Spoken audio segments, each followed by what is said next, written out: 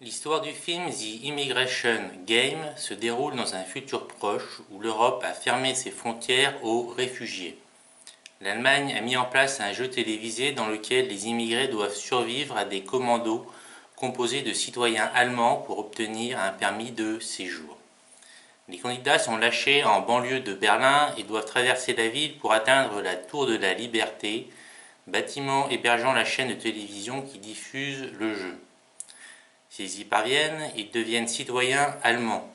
Toutefois, ils sont traqués par des chasseurs, des Allemands qui ont le droit de les tabasser et de les tuer légalement devant les caméras. Le film suit les aventures de Joey, un citoyen allemand qui aide un immigré menacé par des chasseurs. Il est opposé à ce système et à ce jeu télévisé inhumain. Toutefois, alors qu'il défend l'homme, il frappe mortellement un chasseur. Les forces de l'ordre interviennent, l'arrêtent et il est condamné à un cruel dilemme. Soit il participe au jeu comme un immigré, soit il risque 20 ans de prison. Il choisit la première option et s'allie avec une jeune Syrienne et après moult péripéties au cours desquelles il finit par perdre sa femme enceinte, il parvient à rejoindre la tour. Toutefois, au lieu de dénoncer ce système, ils deviennent quelques mois plus tard des chasseurs à leur tour. Joey affirme qu'il est attiré par l'appât du gain, les chasseurs recevant des gratifications financières, et la Syrienne affirme qu'elle agit de la sorte pour prouver son adhésion au système allemand qui l'a accueilli alors que sa vie était insupportable dans son pays d'origine. Ce film est donc ambivalent. Pendant la majorité du film, on a l'impression que le propos du réalisateur est de dénoncer un jeu télévisé inhumain, les participants étant filmés en permanence par des drones. Puis, à la fin, les héros qui étaient censés renverser le système s'y rallient. À l'inverse de films comme Running Man où les personnages principaux détruisent la dystopie reposant sur le vice et la corruption, The Immigration Game semble en justifier l'existence. Dans cette Allemagne du futur, la xénophobie est institutionnalisée. Cette fiction met donc en lumière les logiques racistes qui peuvent justifier les pratiques médiatiques les plus violentes.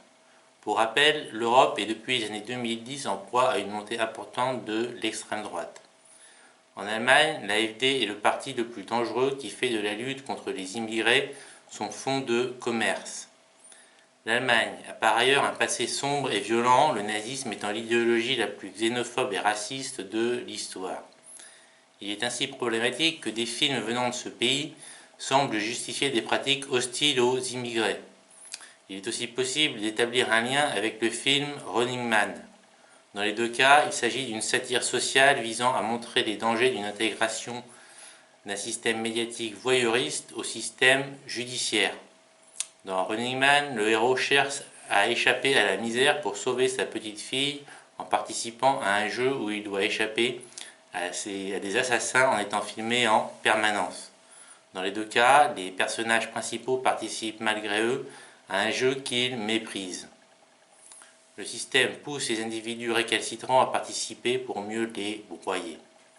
Ces films critiquent donc la télévision poubelle et les dérives d'un système politique qui souhaite faire d'un spectacle les sujets les plus sérieux, allant jusqu'à montrer en direct la mort d'êtres humains assassinés par des criminels légaux.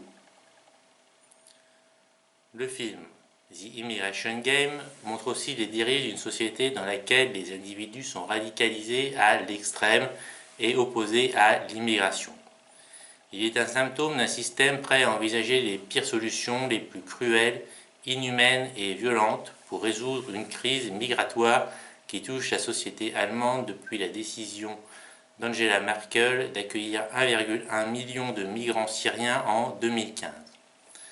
The Immigration Game est donc la conséquence directe de cette mesure politique majeure qui a suscité un certain ressentiment et la montée de la xénophobie dans le pays. En 2017, l'AfD s'est transformée en parti anti-immigration et anti-islam, faisant son entrée au Bundestag comme la première force d'opposition. Ce parti a libéré la parole xénophobe jusqu'alors taboue en raison du passé nazi du pays. De même, le mouvement Pegida, européen patriote contre l'islamisation de l'Occident, dénonçait la trahison des élites politiques et la peur d'un grand remplacement. Le film The Immigration Game est donc révélateur des passions xénophobes qui traversaient l'Allemagne 2 ans après la décision de Merkel.